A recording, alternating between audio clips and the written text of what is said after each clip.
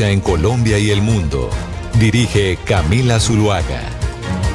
Son las 12 del día, 3 minutos y mucha atención porque termina el escrutinio nacional en el Consejo Nacional Electoral, en donde el pacto histórico desistió de todas las reclamaciones. Solo falta la declaratoria que confirma a Abelardo de la Espriella como presidente de la República del 2026 al 2030. A las 3 de la tarde se declara presidente entonces a Abelardo de la Espriella. Lucas San Pedro. Sí, señora, como les contábamos a los oyentes, ya terminó allí en Corferias el escrutinio de todos los departamentos a nivel nacional después del anuncio que hizo esta mañana en rueda de prensa el senador y ex candidato presidencial Iván Cepeda. Camila, ya habían anunciado los apoderados, los abogados del pacto histórico, que desestimaron y desistían de todas las reclamaciones que habían hecho en Bogotá, por ejemplo, en los consulados en el exterior, y con esto, como usted lo decía, ya solo falta entonces para que en pocas horas esta tarde se declare a Abelardo de la Espriella como el nuevo presidente de la República. Pues vámonos al lugar de la noticia en donde se está produciendo Juan David Ríos. ¿Qué más detalles tenemos entonces sobre la declaración de Abelardo de la Espriella como presidente a las 3 de la tarde de hoy?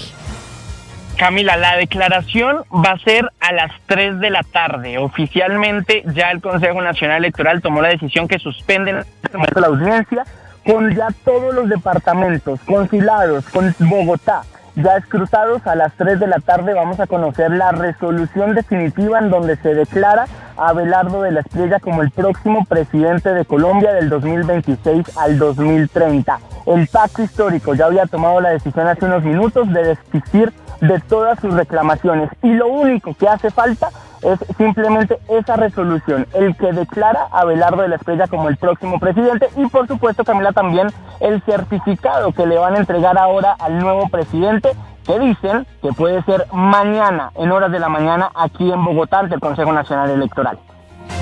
Pues es la noticia importante hasta ahora. A las 3 de la tarde cumplió el Consejo Nacional Electoral con su promesa. Recuerden ustedes que se cerraron las mesas a las 4 de la tarde del domingo y 3 días después, hoy a las 3 de la tarde, miércoles 24 de julio, se va a proclamar entonces la elección de Abelardo de la Espriella. Yo sí le digo, Camila, eso son menos de 72 horas desde que se cerraron las urnas el pasado domingo. Ya lo ha dicho la registraduría, lo han confirmado las organizaciones internacionales. Camila, hay una coincidencia de más del 99.9% entre preconteo y escrutinio. Esto que es algo que ya hemos venido viendo en la primera vuelta, lo vimos en las consultas, y es realmente pues el gran sistema electoral que tenemos aquí. En menos de 72 horas, Camila, se hizo preconteo, se hizo escrutinio y se va a declarar la elección.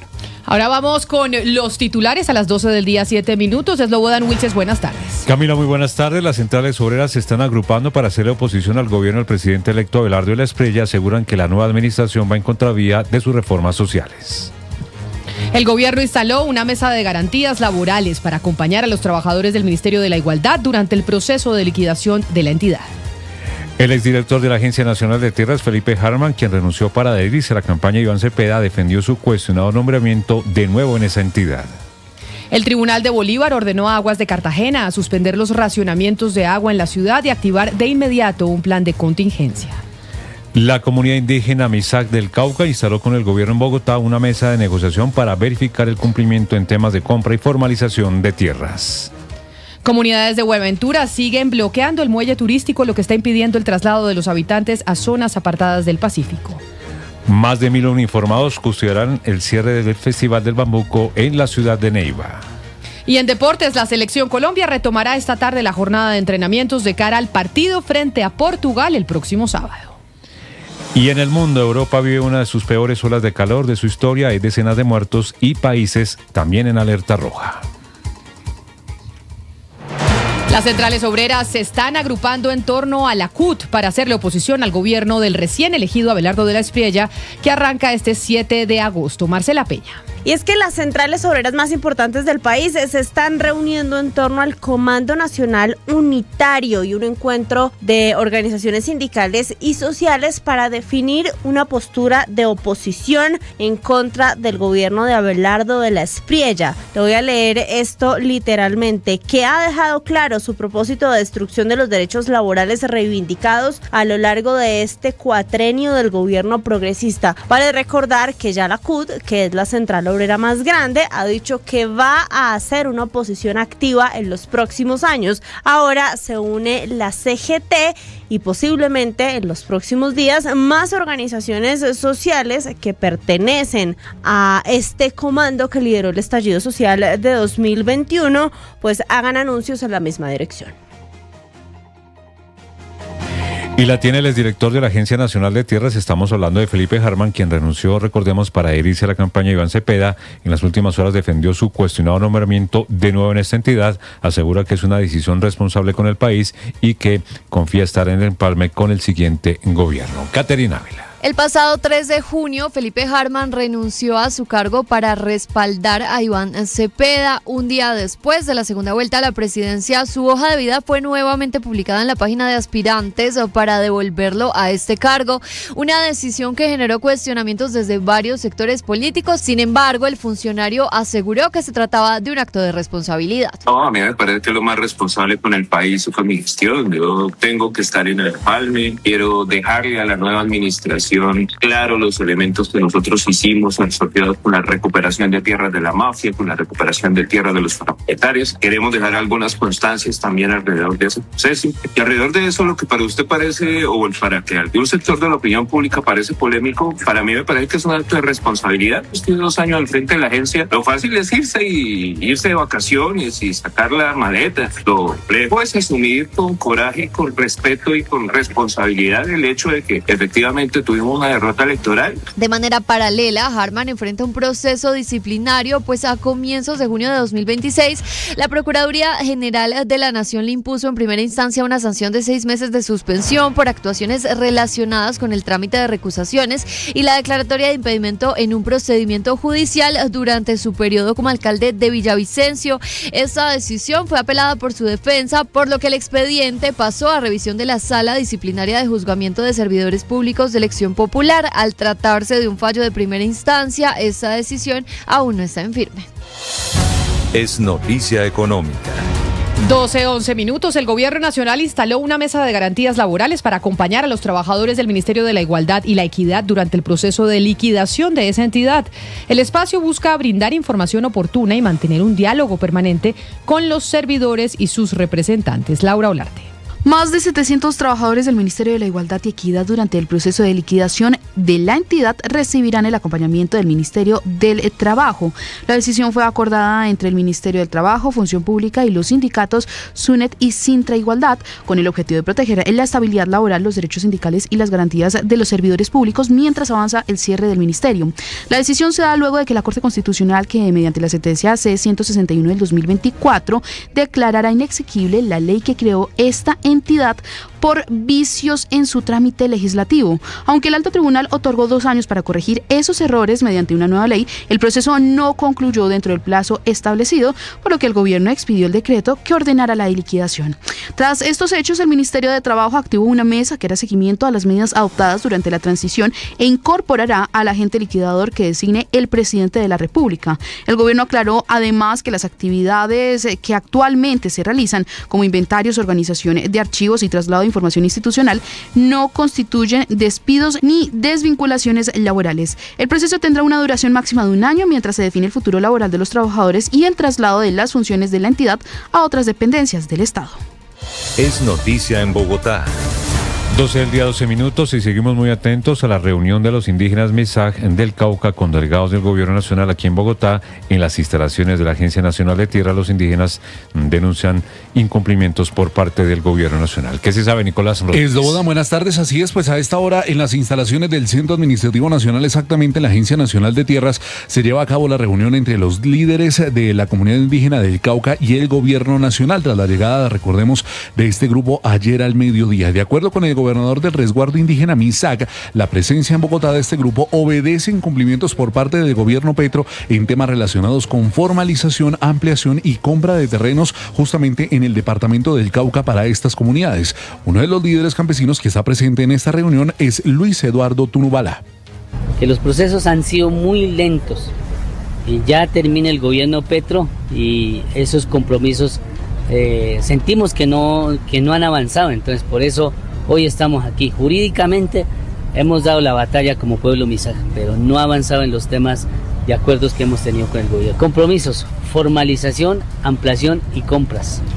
Por ahora, según estas fuentes consultadas, la reunión avanza en el primer punto, justamente como lo decía el gobernador, se basa en la formalización y según las cosas, esta reunión podría estar terminando entre las 2 y las 3 de la tarde para conocer un resultado de este encuentro. Dicen ellos que si no tienen alguna conclusión equivalente, se van a mantener en Bogotá, pero por ahora descartan más movilizaciones en las calles de la capital de la República. Es noticia en el Caribe. 12:14 minutos. El Tribunal de Bolívar ordenó a Aguas de Cartagena suspender los racionamientos de ese líquido en la ciudad y activar de inmediato un plan de contingencia. La decisión se da tras una acción popular instaurada por el alcalde Dumec Turbay y en contra de la empresa. Dálida Orozco.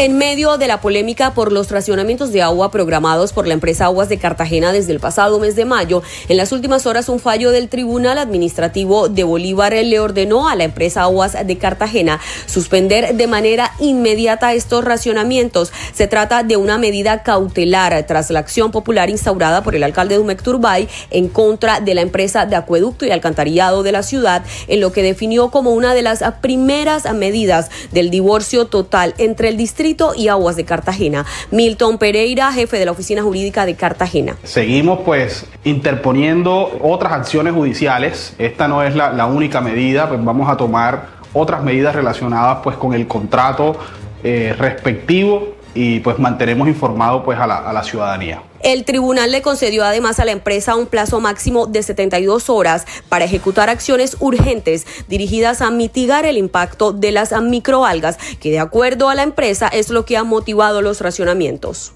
Es noticia en el Valle. 12 del día, 15 minutos. Comunidades de Buenaventura están bloqueando el muelle turístico. Muchas personas no han podido abordar embarcaciones para desplazarse a municipios apartados del Pacífico. Los manifestantes incluso exigen participar en la administración y en la operación de este muelle. Vamos a Cali, Alejandro Muñoz. El cierre del muelle turístico de Buenaventura comienza a generar afectaciones entre habitantes de diferentes municipios y corregimientos del Pacífico colombiano que dependen del transporte marítimo para movilizarse. La situación con el paso de las horas es cada vez más compleja, ya que decenas de pasajeros permanecen a la espera de poder abordar sus embarcaciones para regresar a sus territorios. Soy una paciente que vengo operada del corazón y estoy aquí sentada esperando. Es que uno viene destinado a llegar aquí, agarrar el bote e irse para su destino, para donde uno va. Y llega aquí y lo ponen a esperar varias horas. Eso no es justo. Y es que diferentes líderes sociales decidieron cerrar el muelle como medida de presión para exigir el cumplimiento de los compromisos que tienen que ver con proyectos de mejoramiento, rehabilitación, mantenimiento y ampliación de la infraestructura portuaria. Es noticia en Norte de Santander.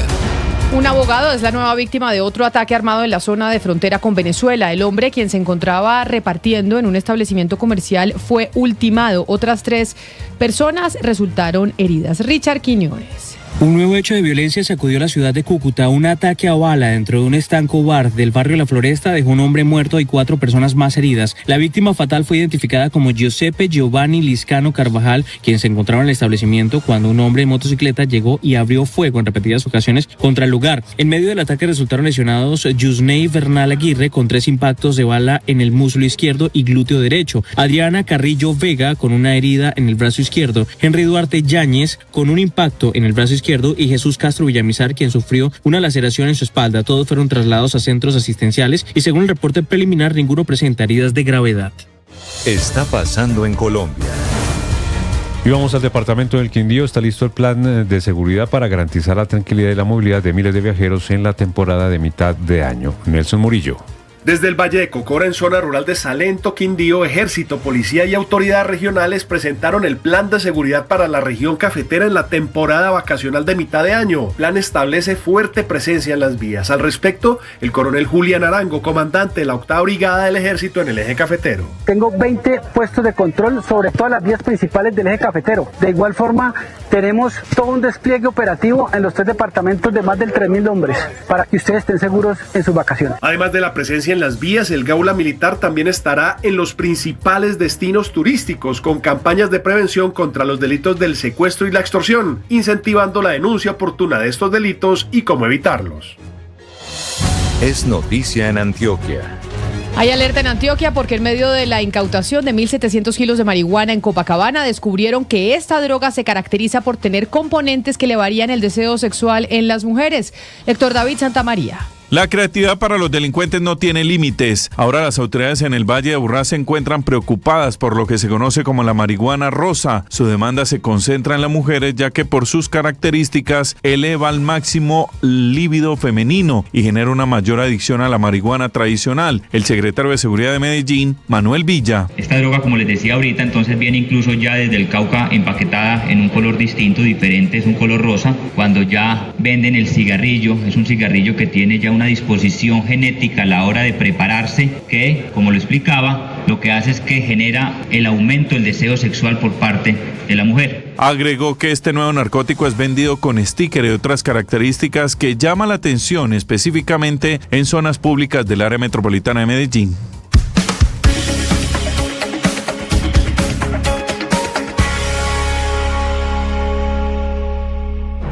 Lo que es noticia en Bogotá, Medellín, Cali, Barranquilla, Bucaramanga. En Mañanas Blue le contamos lo que es noticia en Colombia y el mundo. Dirige Camila Zuluaga. 12 del día, 20 minutos. Hasta ahora conectamos a todas las frecuencias de Blue Radio alrededor del país y por supuesto ya saben que seguimos con las noticias del mediodía a través de nuestro canal de Blue Radio en vivo en YouTube. Vamos a darle la vuelta al mundo y nos vamos para Europa porque está viviendo ese continente una de sus peores olas de calor en la historia. Hay decenas de muertes y países en alerta roja. César Moreno. Oídos si piensan viajar a Europa por estos días. La ola de calor en el viejo continente con temperaturas récord que avanza ahora hacia el este está cocinando literalmente a casi 100 millones de personas y está poniendo a prueba las redes eléctricas con sobrecargas y decenas de miles de personas sin electricidad. Varias regiones del Reino Unido pasaron a alerta roja por el calor extremo desde anoche y hoy. De hecho, hoy miércoles se rompió un récord de temperatura en la isla. 35,7 grados Celsius. Se han cancelado las clases, a los estudiantes les dejaron ir sin uniformes y mejor, con ropa de verano, camiseta, bermudas y chanclas. El Ministerio de Sanidad italiano emitió su alerta máxima por calor para 16 ciudades, desde Florencia y Milán hasta Roma, Turín y Verona. Ámsterdam ofrece piscinas gratuitas, Bruselas y París reducen horarios turísticos, cerrada desde temprano la Torre Eiffel, por ejemplo. Según el organismo público Meteo France, la jornada de hoy ha sido la más calurosa jamás registrada en Francia desde 1947. Más del 90% de los franceses están expuestos a temperaturas extremas con entre 39 y 41 grados Celsius. El fenómeno, que es originado por una masa de calor africano y que se ha movido de occidente a oriente, es decir, desde la península ibérica ya hacia Alemania, ha obligado a la cancelación de viajes en tren, cortes de energía, cambios en los horarios laborales y a poner en alerta a los servicios de urgencia, sobre todo por los golpes de calor. Y los más afectados son los niños y los ancianos. La OMS está preocupada. Dice en un comunicado, los datos son claros, las temperaturas en toda Europa están aumentando a un ritmo aproximadamente el doble del promedio mundial, lo que incrementa la probabilidad y la gravedad de los episodios de calor extremo en el futuro. Los que hacen su agosto son los vendedores de agua, de sombrillas y los de aires acondicionados. Se están vendiendo 30.000 unidades de aire acondicionado al día en Francia, 1.000 veces más que en un día normal. Y en la última semana ya han muerto en Francia 48 personas en el marco de esta ola de calor. Y de Europa vámonos a los Estados Unidos, específicamente a Nueva York, Gonzalo Lázari, porque los resultados de las elecciones primarias demócratas en esa ciudad están demostrando que el señor alcalde de la Gran Manzana, Zoran Mandami, está cada vez captando mayores apoyos. Los 5 candidatos suyos, todos ganaron. Sí, señora. Elecciones primarias, Camila, de alguna u otra manera que estaban buscando los representantes de 5 distritos que van a buscar una silla en el Congreso de los Estados Unidos en las próximas elecciones de mitad de término del mes de noviembre. El pulso interno, Camila, enfrentaba al Movimiento de Socialistas Democráticos de América, que forma parte del Partido Demócrata, con la facción tradicional del partido. Aquí lo que vemos es que el ascenso de Mandami dentro de la alcaldía de Nueva York y de su importancia en el discurso para el movimiento progresista, ha puesto en relieve un gran debate. Y es el debate de si el Partido Demócrata, al menos en las elecciones de mitad de término y al menos en la costa este de los Estados Unidos, será un partido de centro o será un partido de izquierda. Los resultados además reflejan, Camila, cambios en la preferencia del electorado y pusieron en relieve temas que antes no se abordaban, incluso para debates internos en la ciudad de Nueva York. Por ejemplo, la política hacia Israel, el tema de la influencia de los grandes donantes a campañas electorales e incluso, Camila, el cambio climático. Aquí lo que vemos es que el gran ganador de la noche del día de ayer en estas primarias, que repito, definían quiénes iban a ser las personas del Partido Demócrata que representarían a la ciudad de Nueva York en las elecciones de mitad de término, es el señor Zohar Mamdani. Es noticia en Colombia. Y la noticia en Colombia, 12 del día, 24 minutos, tiene que ver con la investigación que reveló Noticias Caracol, su unidad investigativa Ricardo Calderón, esta mañana sobre los acuerdos y sobre las preventas que se le habrían dado a los grupos al margen de la ley antes de la posesión del gobierno de Gustavo Petro para poder armar lo que ellos llamaron la paz total. Pues el ministro de la Defensa, quien arrancó con el gobierno del mandatario actual, Iván Velásquez, se pronunció a través de su cuenta en X hace algunos minutos. ¿Y qué dijo, Jennifer? Un mensaje largo, Camila, de 5 puntos. Básicamente se desmarca de lo que se dice de Danilo Rueda. Le digo qué dicen esos 5 puntos de manera resumida. La primera es que defiende el proceso de evaluación de generales y oficiales que hizo y que realizó al llegar al Ministerio de la Defensa, asegurando que fue riguroso y basado en documentos, investigaciones y consultas de fuentes. El segundo punto dice que niega que Danilo Rueda haya participado o haya tenido algún tipo de influencia en las decisiones sobre ascensos, permanencia o salida de oficiales de la Fuerza Pública. De hecho, dice que él no los conocía, así que no pudo haber tenido ningún tipo de injerencia en ello. El tercer punto, ahí afirma que nunca conoció ni autorizó negociaciones o acuerdos que Rueda hubiera podido sostener con el Clan del Golfo u otros grupos armados, y sostiene que esos eventuales acuerdos no influyeron en las decisiones del gobierno sobre la fuerza pública. Cuarto punto, señala que las declaraciones de Rueda lo comprometieron únicamente a él, por lo que corresponde al excomisionado de paz, Danilo Rueda, explicar el contenido de esos audios revelados por Noticias Caracol. Y el quinto punto, Camila, pues niega que se hubiera pactado algún tipo de suspensión de los bombardeos. Dice que solamente esa restricción se dio cuando hubiese menores de edad. Obviamente aquí datos sacando pecho por las gestiones realizadas. Dice que fueron entre 2022 y 2025 capturados 5.063 integrantes del Clan del Golfo, 491 se desmovilizaron y 137 murieron en operaciones militares. Pues hablando de noticias de orden público que precisamente tienen que ver con esa investigación revelada en la mañana de hoy, hay otra información de la que se ha hablado mucho durante estos días después de la segunda vuelta el domingo. Hay un término que se está utilizando por quienes están denunciando que por parte de la campaña de Iván Cepeda se favorecieron de algo que se ha denominado el voto fusil. Sí. ¿Qué es el voto fusil? Se lo queremos preguntar a Laura Bonilla, quien es la subdirectora de la Fundación Paz y Reconciliación, mejor conocida como PARES. Directora Bonilla, bienvenida, gracias por estar con nosotros. Hola Camila, ¿cómo estás? No, para mí es un gusto estar acá en Blue Radio y pues por supuesto contigo acá en cabina para responderle estas dudas a la audiencia. ¿Qué es el voto fusil? Porque hemos visto muchas reclamaciones y denuncias el domingo. Hay un término que se está utilizando por quienes están denunciando que por parte de la campaña de Iván Cepeda se favorecieron de algo que se ha denominado el voto fusil. Sí. ¿Qué es el voto fusil? Se lo queremos preguntar a Laura Bonilla, quien es la subdirectora de la Fundación Paz y Reconciliación, mejor conocida como PARES. Directora Bonilla, bienvenida, gracias por estar con nosotros.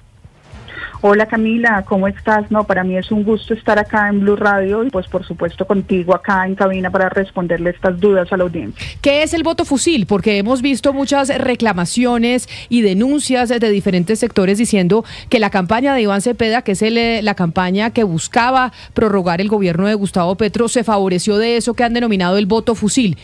¿Cómo podemos definir eso que es?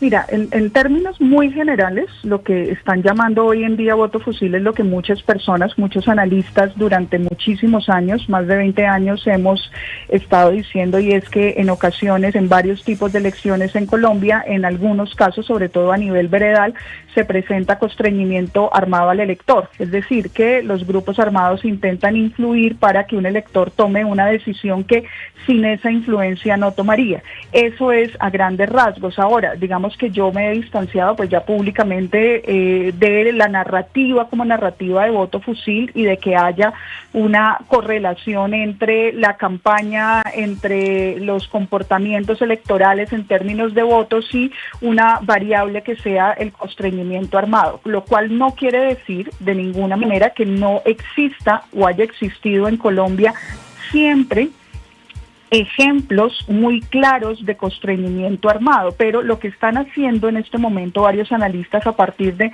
inferencias de datos, pues no es de ninguna manera algo que se pueda considerar primero masivo. Nosotros hemos hecho un conteo bastante juicioso, pues digamos eventualmente correspondería al 0,5% de los votos, no más, al día de hoy, solamente contando mesas con votación atípica, y esas mesas, pues si bien están mayoritariamente las votaciones atípicas concentradas territorialmente y en un candidato, también hay varios casos donde hay mesas que coincide presencia de actores armados y votaciones de 100% por el otro candidato. Entonces, digamos, uno no puede decir que esto sea un patrón, y sí es muy peligroso, Camila, porque esto puede llevar a pensar que no solamente hay un tema de alianzas ilegales entre una campaña política y los grupos armados, sino que las comunidades o las personas que viven en esas zonas de una u otra manera están siendo no solamente constreñidas, sino favorables a la presencia o al control territorial de los armados.